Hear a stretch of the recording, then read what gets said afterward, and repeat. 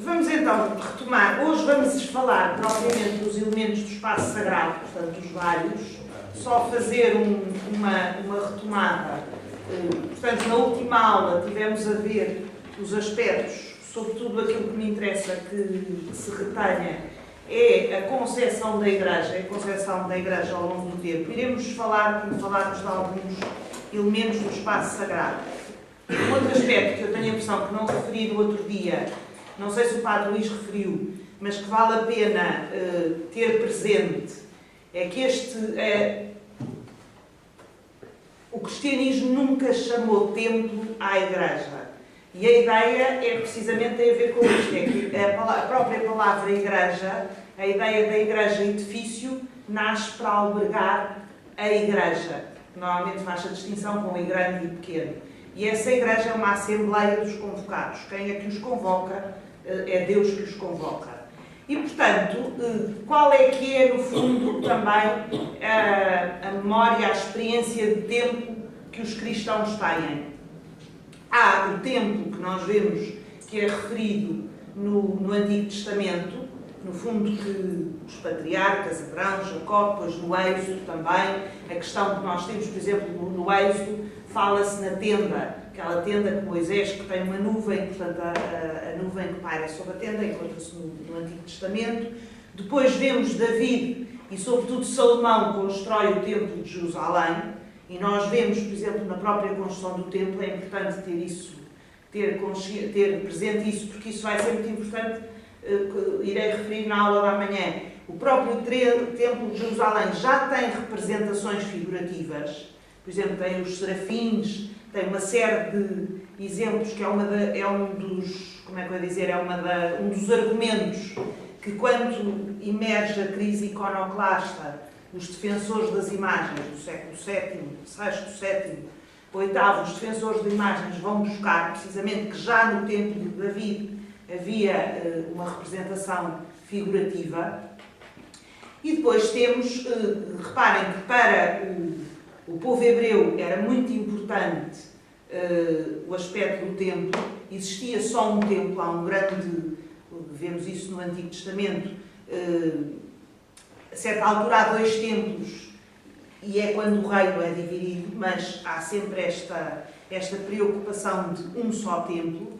Depois vemos a primeira destruição do templo de Jerusalém, em que o povo vai para o exílio, e portanto, é nessa altura, penso que falei nisso no último dia, que emergem as sinagogas. Portanto, isto é só para, sobretudo, ter consciência de qual é que é a experiência de templo que os cristãos têm. E aparecem os profetas que no fundo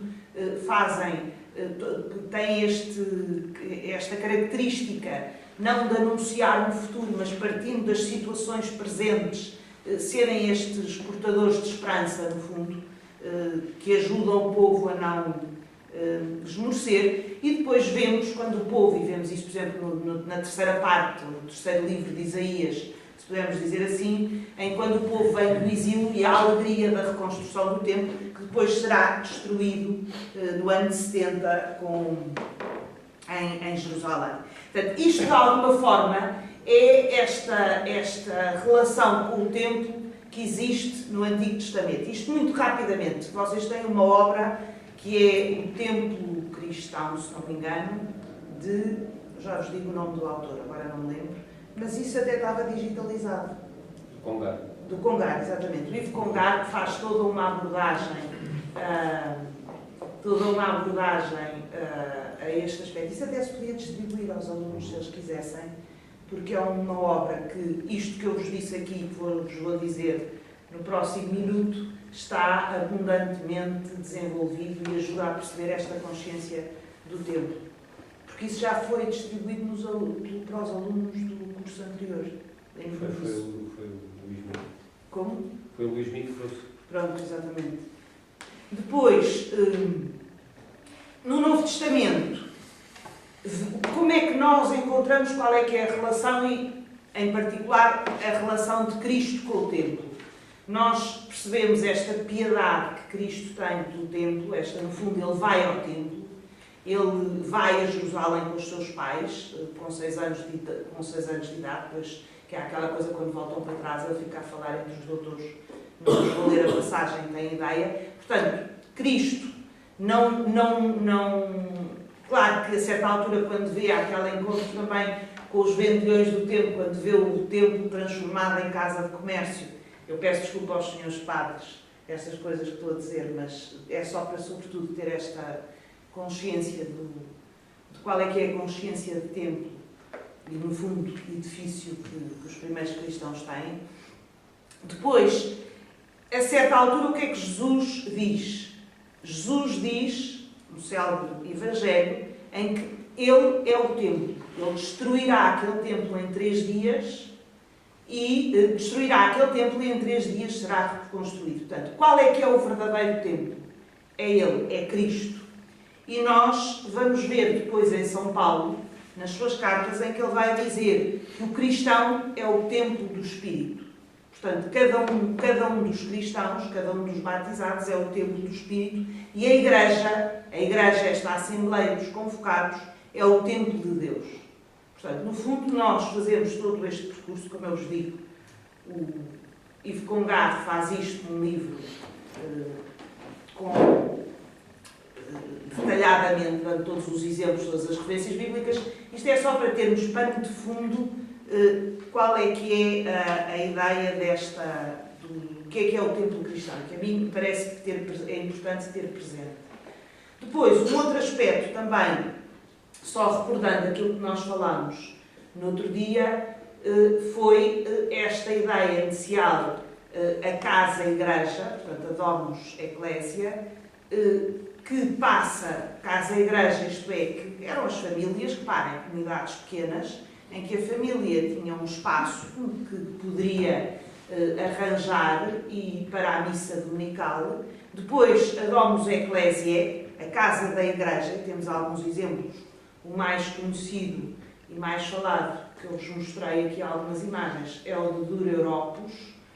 E depois, o momento em que Constantino e Licínio fazem o Edito de Milão, chamado Edito de Milão, que no fundo é uma carta que ambos escrevem em 313, peço desculpa, e em que é chamado Edito da Tolerância, em que decretam a liberdade religiosa e que cessam as perseguições religiosas, e a partir daí há uma série de pessoas que aderem ao cristianismo, que pedem o batismo, e que, portanto, a partir daí cresce, não só, isso verão com o Padre Luís, ou já viram, é necessário repensar toda a disciplina sacramental por causa da quantidade de pessoas que aderem ao cristianismo e por isso também é preciso ter uma casa para a celebração dos sacramentos, para albergar esta Assembleia de Deus que tenha as dimensões e por isso adota-se um pouco a planta basilical. Constantino também, muito associado à sua política imperial, vai mandar construir uma série, e também em associação com a sua mãe, no fundo, a sua mãe que tem este desejo de descobrir a Santa Cruz e depois a descobre, segundo a tradição. E Constantino vai construir uma série de basílicas, que nós vimos as imagens do outro dia, penso que o fecheiro está distribuído, em particular a Basílica de Belém, a Basílica de Jerusalém e a Basílica de São Pedro, e depois tantas outras. É muito importante ter também consciência que estas igrejas que foram construídas, havia basicamente 2 tipos de igrejas. Havia as igrejas que eram, e agora estou a falar de igrejas e edifícios, já nesta fase, as igrejas que eram construídas sobre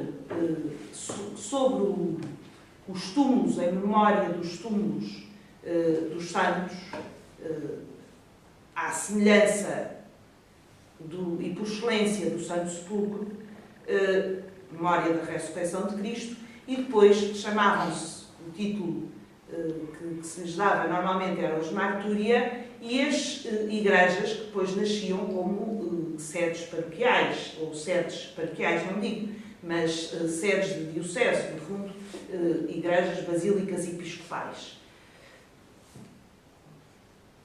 Como vimos no outro dia na dedicação da igreja, verificamos como no texto da dedicação da Igreja, percebemos como há uma série de imagens que estão associadas à Igreja. E, portanto, essas imagens percorrem não só a forma da Igreja, como também depois as representações pictóricas que lá se faziam. Há também uma série de outros aspectos que estão associados nas representações da Igreja e na forma da Igreja, que depois vêm que eu penso que o Padre Luís vos falou, dos textos alegóricos, que ajudavam, portanto, progressivamente a missa, sendo numa língua que cada vez, isto é, com a queda do Império Romano, basicamente, as línguas clássicas começaram a desaparecer e começou a aparecer, sobretudo, as línguas neolatinas. E, portanto, o povo começou-se, de alguma forma, a distanciar de perceber o que estava a acontecer do ponto de vista, perceber dos textos, do que é que se dizia. Para além de ter alguma dificuldade de leitura, também tinha esta dificuldade de perceber aquilo que era dito e, por isso, há, sobretudo nas homilias, existem, por exemplo, não sei se o Padre Luís falou, um senhor que é muito conhecido, Guilherme Duran, deve ter falado, pronto, em que tem uma série de interpretações alegóricas e que isso, algumas das imagens, mesmo do ponto de vista plástico, que depois são usadas ao nível da arquitetura, vêm daí. Pronto, isto fecha parênteses, só ainda um outro aspecto. É importante que com o fim do período apostólico, e o período apostólico é o período em que os apóstolos ainda estão vivos, com o fim do período apostólico começa a gerar-se, e, por outro lado, com esta emergência do cristianismo, tendo em conta, por um lado, a liberdade religiosa de Constantino, por outro lado, mais tarde, o cristianismo passar a ser propriamente a religião do Império, o que vai implicar é que começa-se a criar uma dinâmica de voltar aos locais. Eu penso que quando deram a primeira parte, falaram na questão da memória, da importância da memória.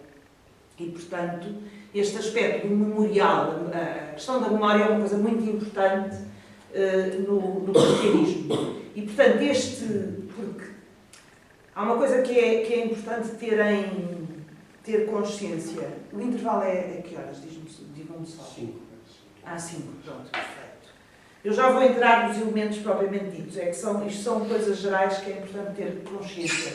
A questão da memória é muito importante, porque a memória não é qualquer coisa que fica no passado, mas é qualquer coisa que torna presente, que atualiza no hoje. Isso na liturgia é muito evidente. Portanto, perceber o cristianismo tem esta dimensão, que é não só a dimensão de relação, no fundo é os braços da cruz, não só a dimensão da transcendência, como a dimensão da encarnação. Isto é, aquele esquema que eu acho que o Pedro vos deve ter feito. Isto é a vida do homem. O homem deseja encontrar o infinito e neste desejo, mas no cristianismo este infinito revela-se e entra na história do homem. Portanto, este infinito que nós reconhecemos, damos-lhe o nome de Cristo. Portanto, no fundo, é Cristo que entra. Ora, esta dimensão da encarnação é uma dimensão que introduz uma novidade no cristianismo que altera tudo, isto é, em relação às outras religiões, em nenhuma outra religião existe esta entrar na vida. Deus diz-se, por exemplo, fazendo uma comparação, a filosofia budista, o que é que faz? Há todo este exercício, no fundo, de separar do sofrimento, que eu seja capaz de estar diante do sofrimento, portanto, de alguma forma, de uma separação da realidade. A encarnação implica que é na circunstância que Deus se diz e acontece.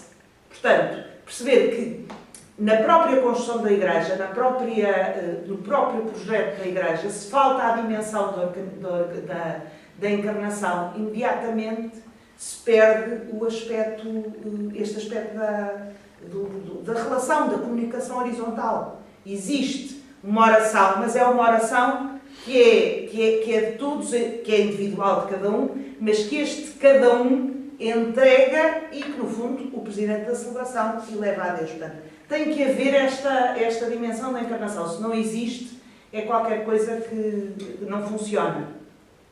Por isso, é importante ter esta consciência e, nesse aspecto, isto voltando ao ponto da memória que eu estava a falar, neste aspecto, voltar aos sítios, o sentido do tocar, que às vezes escandaliza este tocar, o sentir, isto é, que os nossos sentidos possam, por exemplo, no Calvário, a cruz, meter o braço no buraco da cruz, ir aos sítios e estar nos mesmos sítios onde Cristo esteve, isto é, aquele que eu reconheço como Deus esteve ali, gerou todo este movimento que, no fundo, de peregrinação, que levou as pessoas a irem a estes locais de memória. Primeiro, os locais de memória por excelência do período em que Nosso Senhor Jesus Cristo esteve na Terra, mas depois também nos grandes santos. Vejam as peregrinações a Santiago, a Compostela, a Éfeso, sei lá, a todos estes, a São Pedro, e por isso gera-se todo ele. E o que é que vai acontecer? Vai acontecer que nesses locais, no fundo, de memória, geraram toda esta peregrinação e geraram também todas estas construções que nós conhecemos.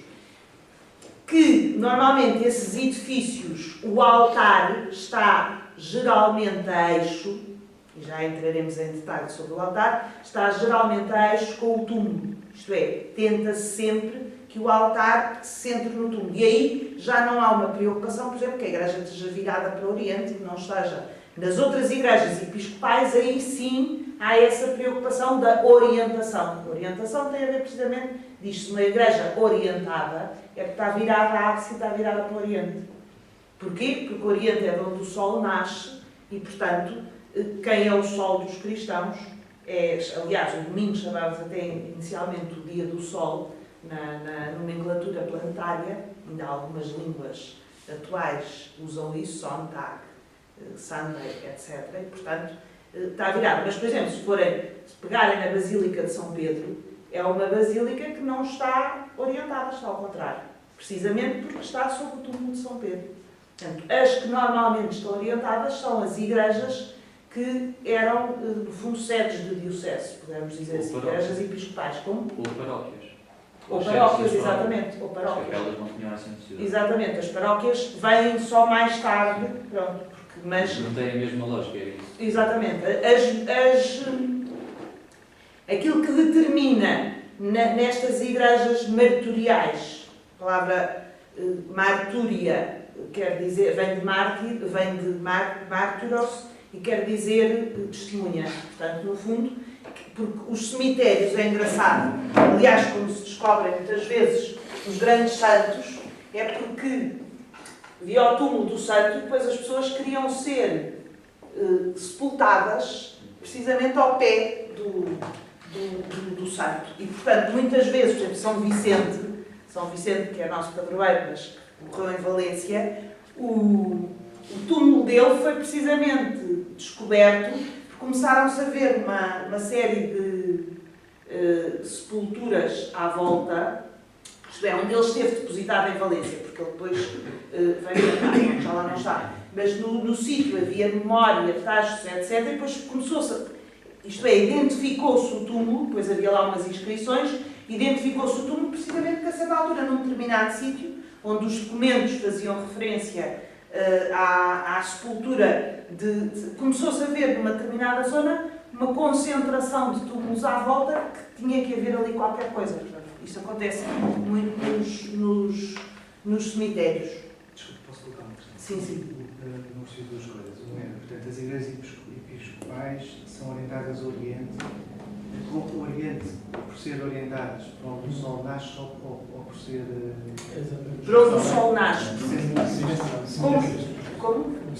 Exatamente, porque como a Igreja passa a ser a cruz latina, também há em cruz grega. Portanto, isto é como se fosse o corpo de Cristo, não é? Portanto, uma igreja mais Oriente... Portanto, quer dizer que aqui é o Oriente. E aqui é o Ocidente. E a grande razão é porque aqui nasce o Sol, e o Sol, quem é o Sol para os cristãos? É Cristo. E, portanto, as igrejas, as sedes episcopais, de um modo geral, têm esta orientação. E em relação ao túmulo, portanto, nas igrejas em que são dedicadas ao santo, esse túmulo não... Qual é a orientação? Quer dizer, é a orientação da capa? Ou é Não. Não é. Portanto, Os corpos são sepultados também nesse sentido. Não é? Exatamente. Também havia É que os corpos são também sepultados assim. para quando acordassem, a ideia da ressurreição. Exatamente. Na ressurreição levantassem para o Oriente. não é Com a mesmo? cabeça virada para o Ocidente. Ao Ocidente. Exatamente. O corpo da pessoa está com a cabeça para aqui, para quando se levante. Esse foi o Portanto, critério dos cemitérios. precisamente ao contrário, então. Precisamente ao contrário, por isso é que estas vêm ao contrário, geralmente. Mas quer dizer, atenção, há esculturas do século V, não, VII depois de Cristo, né, que têm exatamente Mas isso já é posterior, eu estou a falar mais antigo. Sim. Claro que isto depois, à medida que se avança o tempo... Ainda em Período da Cristã, em Monserrate, as esculturas estão voltadas exatamente com a cabeça voltada para o poente. Com a cabeça, o crânio voltado para a nascente, voltado para o poente. Isso era para uma razão específica. Não sei dizer, só sei o facto. Isso foi somatizar a situação. Claro. Monserrate. Isto, de qualquer maneira, eu estou a falar anterior. Portanto, não estou- à medida que vamos, reparem, à medida que vamos avançando no tempo, Estava a lembrar uma coisa engraçada. Os pares são sepultados ao contrário. Portanto, pode ser que sejam todos padres. Não, pode ser. Aqui a coisa, de facto, importante. Por exemplo, a Igreja de São Pedro, está ao contrário neste sentido. Mas isto em termos de orientação. Claro que, à medida que avançamos no tempo, crescem o número de cristãos, crescem as comunidades, e há muitos destes rigores, às vezes não é possível. Às vezes, por uma questão do próprio terreno, não é possível seguir, e, portanto, podemos encontrar casos em que, no fundo, esta regra base não é seguida e não é necessário, muitas vezes, fazer grandes elucubrações de que cabalística, entre aspas, é que podia estar. Às vezes é simplesmente por condições locais, porque nisso os cristãos, isso percebe-se pelos textos, tinham sempre esta preocupação de responder às circunstâncias que tinham diante, porque de facto o edifício não era o importante, o edifício era para depois. Obviamente que à medida que avançamos no tempo, e sobretudo quando entramos no período medieval, e sobretudo com as diversas correntes de espiritualidade que emergiram, percebemos que, por exemplo, as catedrais têm esta preocupação educativa, formadora e sobretudo também com este aspecto da clericalização. Nós, por exemplo, há estudos sobre isso, vemos que é muito engraçado, há algumas catedrais em que, junto ao altar, as esculturas são de escultores muito mais conhecidos, com muito mais cuidado, e à medida que nos afastamos do altar, as esculturas vão sendo mais descuidadas. Isso, sobretudo na área ocidental, do ponto de vista como? Na parte mais ocidental, onde se usa muito mais a escultura. Na parte oriental, isso já não é tão patente, porque normalmente tinham o universo conjunto. Em termos genéricos, queria sobretudo dar-vos esta pincelada. Vamos então agora entrar nos vários elementos e eu começaria pelo batistério e pelo Sírio Pascal e pedi ao João se me conseguia pôr aqueles slides que eu tenho aí uma série de elementos.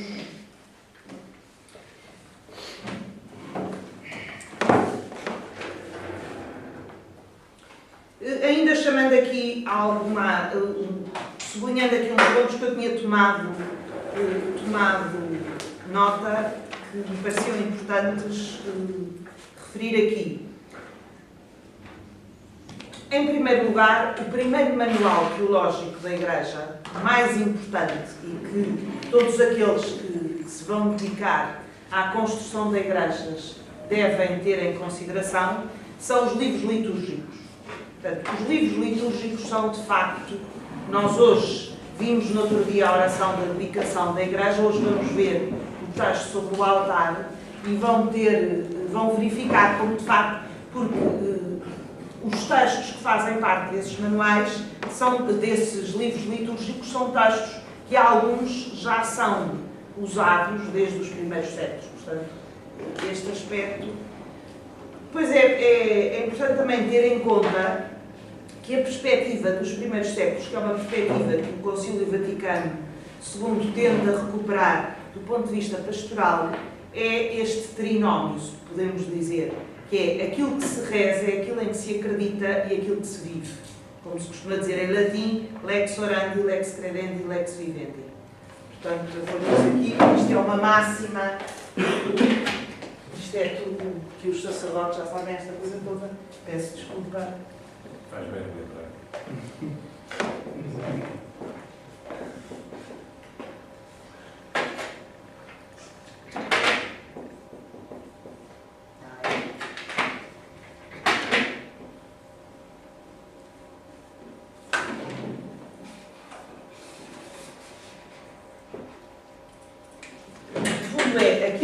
Aquilo que rezamos, é aquilo que se reza, é aquilo em que se acredita e é aquilo que se vive. Não há distinção. Portanto, as três coisas estão unidas.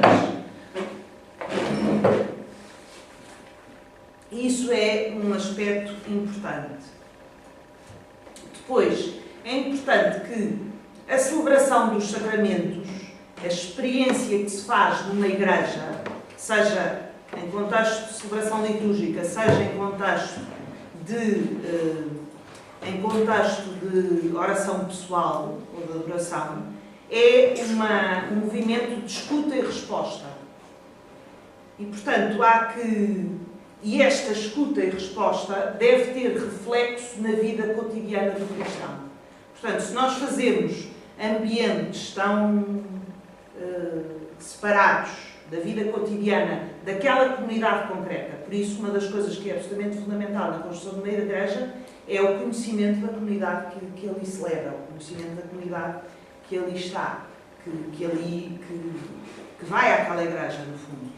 Depois, o aspecto fundamental da comunicação horizontal, portanto, a encarnação. E o outro ponto também fundamental é que não deve haver problemas, isto é, não deve haver dificuldades entre a oração pessoal e a oração comunitária. Portanto, este aspecto deve estar unido. Como? Quer dizer exatamente? Quer dizer que estas duas coisas acontecem. Isto é, a oração pessoal, a oração de cada pessoa, quer em contexto litúrgico, quer em contexto não litúrgico, não deve chocar, não deve entrar em linha de choque com a oração comunitária. Isto é, penso que é claro. O espaço é para o conjunto e para o Exatamente, individual. é para ambas as coisas. Depois, também ter consciência que o ambiente arquitetónico é uma linguagem da liturgia. Portanto, faz parte nesta unidade. Portanto, nós não podemos achar, sim, tanto faz esta igreja, porque depois o padre celebra e o mistério é o mesmo. Não, faz parte, é um todo. Portanto, o cristianismo neste aspecto é inclusivo. Portanto, inclui tudo aquilo, serve-se tudo. São Paulo diz isso na carta aos Tessalonicenses: avaliai tudo e retende o que é bom. Portanto, o cristianismo serve-se tudo. Portanto, o próprio ambiente arquitetónico é uma linguagem, e a arte e a arquitetura neste aspecto fazem parte do vocabulário da liturgia. Por isso é que é fundamental que quem não conhece este vocabulário tenha uma relação, portanto, que venha ao de cima este diálogo e que tenha uma relação com quem conhece e que também leia alguns destes livros litúrgicos. E por isso o ambiente arquitetónico, isto falando da arquitetura, para a celebração da liturgia deve exprimir eloquentemente uma compreensão da liturgia que aí é celebrada. Eu depois hei de vos distribuir no final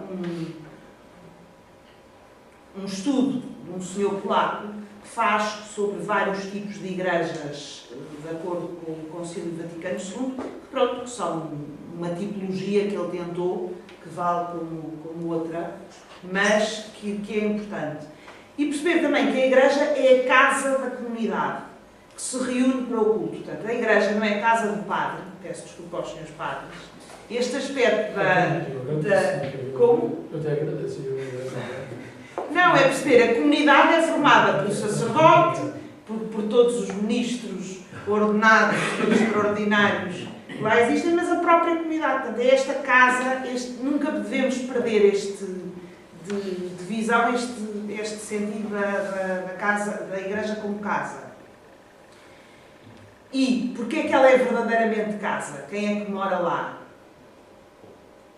É Nosso Senhor Jesus Cristo, portanto é o Senhor, através do seu Espírito, que mora nesta casa. Portanto, mesmo uma igreja, isto já vos referi no outro dia, mesmo que não tenha uma capela do Santíssimo Sacramento, mesmo que não tenha lá o Santíssimo Sacramento, continua a ser a casa do Senhor.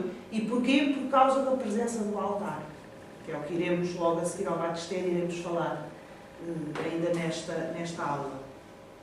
Portanto, a Igreja tem esta função, este caráter sacramental, como sinal visível da misericórdia salvífica de Deus. Isto é muito importante, porque às vezes insiste-se muito na Igreja como um sinal para a cidade, um sinal no sentido de se ver a Igreja, perceber que o maior sinal que a Igreja tem é, de facto, este caráter sacramental como sinal visível da misericórdia salvífica de Deus. Desculpa. É melhor traduzir. Não, estava a da presença do altar e escapou-me depois se disseste qualquer coisa. Não, estou a insistir que a função, por um lado, o facto de existir não quer dizer, muitas vezes associa-se, nesta igreja não há Santíssimo Sacramento, portanto podemos fazer o que quiser. Isso eu apanhei, mas depois a outra parte. A seguir, o que eu digo é, muitas vezes, mesmo ao nível da arquitetura, fala-se, por exemplo, na fachada da igreja como um sinal para a cidade, um sinal para, do ponto de vista urbano, urbanístico. E perceber que a função simbólica da igreja é, antes de mais, o seu caráter sacramental como sinal visível da misericórdia salvífica de Deus. Portanto, ter esta consciência. Isto nós dizíamos, e encontram isso na última estrofe que vos distribuí da oração de dedicação da Igreja.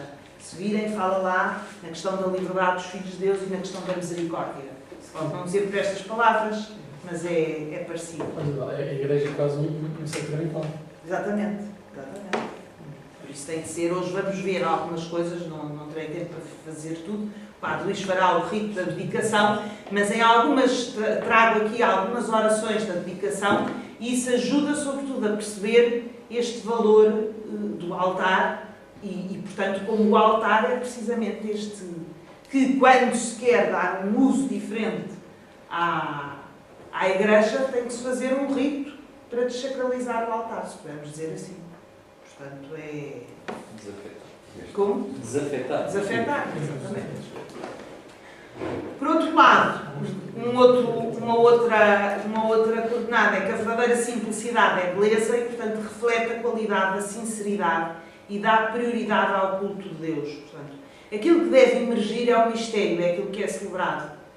A beleza das pessoas. De repente é uma igreja... Claro que houve épocas, já estudaram aqui, que houve correntes estilísticas, correntes arquitetónicas, etc., que insistiram numa exuberância da decoração, mas perceber que a essencialidade, que tudo aquilo que se faz, mesmo que haja alguma exuberância, não é uma condenação da exuberância, deve contribuir para exaltar aquilo que acontece na igreja.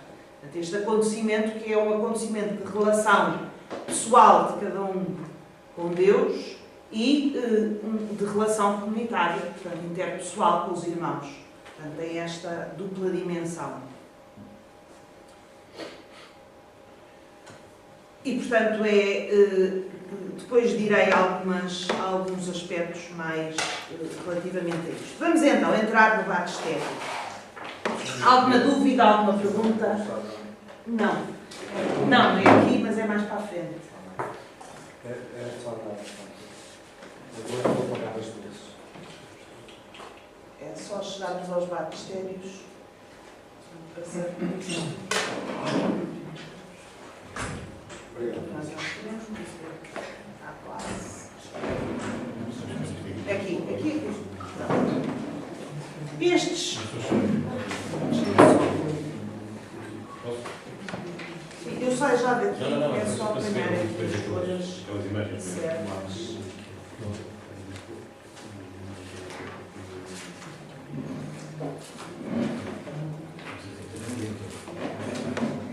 Ora bem, esse texto, eu precisava de um desses textos. Eu não vos vou ler, certamente, o Padre Luís. Só um, só preciso um, não preciso mais. Só preciso um. Obrigada. Eu não sei se o Padre Luís vos leu o texto convosco. Chegou a ler ou não? Não, pronto. Estes textos que eu vos dou servem não só para o rito do batismo, portanto, para se perceber todo o rito, como também para perceber porque é que os batistérios têm estas formas, isto são algumas formas a mais. Nós, no outro dia, vimos aquelas imagens do batismo de acordo com o rito ambrosiano, que depois têm nos slides. Ora, nos sacramentos, e eu acho que o Padre Luís deve ter dito isso, existem duas coisas fundamentais, que são as palavras e a matéria. Ele disse isto, não disse? Disse. Pronto. Ora, estava tudo a dormir quando ele disse. Ainda não deu o sacramento. Mal que eu não vi. Não, é isso que ainda não deu. Ele ainda não deu o sacramento. Não disse. Pronto. Ainda não Falei deu. o mal dele. Não deu o sacramento. Não deu o sacramento. Os senhores padres, peço desculpa, mas é que eu tenho que falar nestas coisas para se já tivesse, é que nos outros anos eu não tenho esta circunstância de estar em Roma e normalmente as minhas aulas andam a par das do Padre Luís, portanto é mais fácil. Mas num sacramento, num sacramento, é uma das coisas fundamentais, e para que o sacramento seja válido, é que as palavras sejam aquelas e que a matéria seja aquela. A matéria do sacramento de batismo, todos sabem que é a água, e as palavras é eu te batizo em nome do Pai, do Filho e do Espírito Santo. Como sabem, se não sabem, o ministro, isto é, quem batiza, normalmente é o sacerdote, o presbítero, o bispo obviamente também pode batizar, mas o batismo tem um aspecto importante que é qualquer pessoa, mesmo não cristão, pode batizar em perigo de morte. Por exemplo, digo-vos, no Hospital Dona Estefânia, nos procedimentos de qualidade do Hospital Dona Estefânia, existe um procedimento de qualidade que foi feito de acordo com o capelão, que é precisamente para, se os pais pedem que a criança seja batizada, qualquer enfermeiro ou pessoal auxiliar pode batizar a criança, tem lá os procedimentos, depois preenche o papel, depois a criança consegue recuperar, depois vai à igreja, etc. Mas aquele batismo é válido, está válido. Portanto, o batismo é, de facto, como eu vos disse no outro dia, a porta de entrada no cristianismo. Portanto, mesmo todas no fundo, as outras confissões cristãs, também o batismo é o sacramento que é aceito por todas as confissões cristãs. Por exemplo, uma criança que foi batizada na igreja evangélica ou na igreja luterana, se se converte ao cristianismo, não volta a ser batizada. Basta um procedimento, os meus padres sabem melhor do que eu, mas provavelmente uma formação como? Algumas exceções, Exato. por algumas, sobretudo em relação a seitas, em que já não, como no essencial não é o que quer a Igreja, então não são considerados válidos esses Claro, mas batismos. isso é seitas, não é confissões cristãs. Sim. Sim, se for manada. Exatamente, mas isso eu não estou a falar. Eu estou a falar. Como? Não estou a falar em seitas, estou a falar em confissões cristãs. Essas coisas muito bem. Pois, exatamente. Mas isto só para terem a ideia que, de facto, o batismo é a porta de entrada. Portanto, o batismo é o sacramento neste aspecto. E, portanto, é importante a questão da água. Eu amanhã vou-vos trazer mais imagens que ajudam a perceber. Por exemplo, um dos aspectos fundamentais que aparece nas imagens, nas pinturas, na decoração dos batistérios, é a água, mas não é uma água parada, é uma água que corre. No sentido que, pelo batismo, a pessoa que recebe o batismo, no fundo, morre, como diz São Paulo, morre o homem velho que está nele e revive o homem novo. E, portanto, o que é que isso acontece? Acontece, por exemplo, é representado, se virmos os batistérios de Ravenna, eu amanhã trago-vos algumas, tem lá uns peixinhos, para perceber que é uma água viva, que não, os peixinhos estão lá a nadar. Que é engraçado, portanto, e fazem uma espécie de ondas para se perceber que a água é uma água que não há água parada, não é uma água morta, é uma água viva. Qual é que é, precisamente por causa desta morte, o que é que está na base, quais são os dois aspectos que está na base do batistério? É precisamente esta morte e ressurreição. Portanto, vamos encontrar batismos em forma de cruz. Tem este aspecto dos degraus que se desce. Estou a falar dos batistérios mais antigos. Depois já passarei para a nossa época moderna e depois deixamos de ter batistérios e passamos a ter pias batismais, que é no fundo só a bacia. Estes são os mais antigos e que nós vemos. Por outro lado, muitas vezes, reparem que tenham, de facto, uma cruz, mas depois tem 8 fundarestas, podemos dizer. Porquê? Porque Oitavo dia. Como? Oitavo dia. O oitavo dia, exatamente. Porque o número de 8 está associado a Cristo. Isto é, Deus criou o mundo em 6 dias, ao 7º dia descansou e a nova criação nasce com Cristo, que é no primeiro dia da semana ou no 8º dia. Onde reparar, por exemplo, se virem alguma vez a capela dos Scrovegni em Pádua, pintada pelo Giotto, tem o teto, é tudo estrelinhas de 8 pontas. Normalmente vê-se, sempre que se quer sublinhar a relação com Cristo, fazem-se, o número 8 é um número que está presente. Por exemplo, na sede de Lisboa, há lá 2 genuflexórios, normalmente são usados pelo Sr. Patriarca, que tem uma estrela embutida em madeira, que é feita em madeira, essa estrela tem 8 pontas. Portanto, sempre que queremos sublinhar, nunca repararam? Não sei muitas vezes, acho. Como? Não sei porque o senhor não já tinha problema nos joelhos. Como? Eu tinha problemas nos joelhos. Mas ainda lá estão os reflexões, se forem lá ver, encontram-se, estão lá na Capela do Santíssimo, podem ver, sempre que virem as estrelas, o número 8 sublinha este aspecto da plenitude. E então vemos que a forma, depois o que é que nós encontramos mais nestes batistérios mais antigos? Encontramos uma série de degraus a descer e uma série de degraus a subir. O que é que isso quer dizer? É, no fundo, precisamente, o homem que mergulha nas águas, isto é, aquele homem velho que mergulha nas águas e que depois emerge, que no fundo é sinal desta ressurreição. O sinal